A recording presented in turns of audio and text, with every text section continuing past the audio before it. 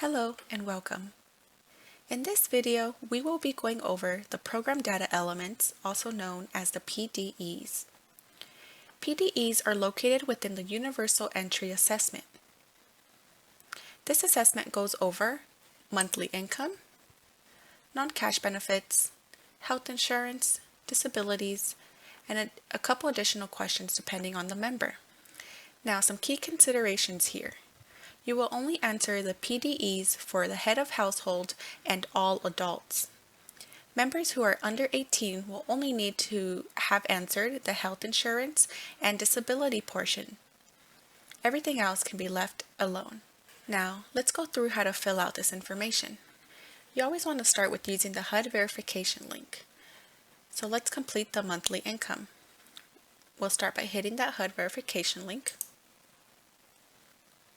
It's easiest to hit no so that all questions will automate to no, and then you can go down the list and click yes where it applies. Now you either want to show your client the list or you will have to read the list out loud. So let's say our client told us that they have child support. So we're going to go ahead and click yes. And let's say our client told us that they're receiving $500 of child support. So we'll enter that in the monthly amount. The start date is going to be the date that they told you of this. So likely it's going to be the date that you're meeting with the client. So we will leave it as is. And then we will hit save. Now let's say our client also told us that they're receiving income from a full-time job. So we're going to enter this under earned income. So we'll hit yes. Then we're going to enter the amount our client told us that they are receiving. So we'll say my client told me that they're receiving $2,000 of earned income. I will then click save. If you went down the list and the client said that this is all that they receive, then we're done with this, so we're going to go ahead and hit save and exit. A key consideration here is that you want to make sure that whatever you enter inside this box, you also enter to the questions above the box. So there are a few ways to get the total monthly income. You can use the magnifying glass, or you can use the View Gross Income button. However, the View Gross Income button does not always accurately represent the total income. That is because there may be income that was entered by a different provider that was never closed out. If you follow the process of updating the information through the HUD verification link, then it will force you to enter an end date if you try to click no, and there is still open entries. We instead encourage users to use the magnifying glass so that they can get a clearer view of the entries that do not have an end date. As you can see, I just entered $2,500. So I'm going to total it to $2,500 and go back to write that total monthly income. Now it's asking income from any source, so we're going to go ahead and answer yes, since we did just enter that the client is receiving income. If the client was not receiving any income, you would simply answer this question as no, and for the total monthly income, you would just have to put 0. Now, a key consideration here is if a parent is receiving any benefits or income on behalf of a child and that child is under 18, then that information would be entered on the head of household profile. If a member who is over 18 is receiving income or any benefits that is contributing to the household expenses, like for rent or groceries, it would enter that amount in the head of household information. However, if the child's income is not contributing, then you don't need to enter that information at all. Now after that, we're going to move on to non-cash benefits. So again, you always want to start with the HUD verification link first. You want to click no first, and then go down the list and ask your client if they receive any of this information, and then you will hit yes where it applies. So let's say that my client is not receiving any non-cash benefits, so we'll just leave all the answers as no and hit save and exit. And again, we need to answer the question right above the box and make sure that they are matching. So our client told us that they are not receiving any non-cash benefits. So we'll go ahead and enter no. And then we'll move on to the health insurance. Again, you want to start with the HUD verification link.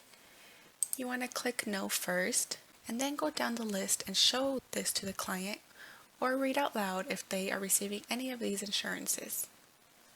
So let's say our client is receiving Medicare, so we'll go ahead and hit yes and click Save and Exit. And again, we just want to make sure that we're not missing the question above the box. Lastly, let's complete the disability one. We're going to hit the HUD verification link first, click No first, then go down the list and either show it to the client or ask them if they have any of these disabilities. Now, if you answer yes to any of these, then there's going to be a second box that appears. It's wanting you to ask an additional question. They ask, is this condition expected to be long continued and impair your ability to live independently? In other words, you could ask, do you expect that you will struggle with this indefinitely, and do you foresee that it can be a barrier to living by yourself? So your client will answer yes or no. They could say they prefer not to answer or say that they don't know. Now let's say our client said yes. So we're going to hit save and then keep going down the list to see if they have any of these other disability types. And once you're done, we'll hit save and exit. A key consideration here is that you need to make sure that the question in this section and the disabling question in the UDE matches. So if our client answered yes here, that their disability is going to be indefinite and impair their ability to live independently, then you will need to navigate back to the UDE assessment and see if this question matches. So as you can see here, our client said no, that they do not have a disabling condition. However, once we completed the disability box here, they answered yes. So we would have to go back into the UDE and make sure that this question also matches. These answers are self-reported, and so it's very important that you not skip over this information as it's critical for SMI clients and housing providers do check this information. Now, let's move on and finish up the remaining questions. These questions will only need to be filled out for the head of household. So you will ask them their highest level of education. You will ask them if they are a survivor of domestic violence. They would say yes or no. And if they answered yes, then you would ask them when their last experience occurred. And finally, you would ask them if they are currently fleeing or running away from their abuser. Just be mindful and considerate when asking these questions. The following questions are only for permanent supportive housing projects and clients who have move-on assistance. So once we entered all this information, we will click Save. If you have other household members, remember that you would need to complete the assessment for them before exiting. Once you are finished with all the PDEs, then you would click Save and Exit. And that is it for program data elements within the entry assessment. Thank you for watching.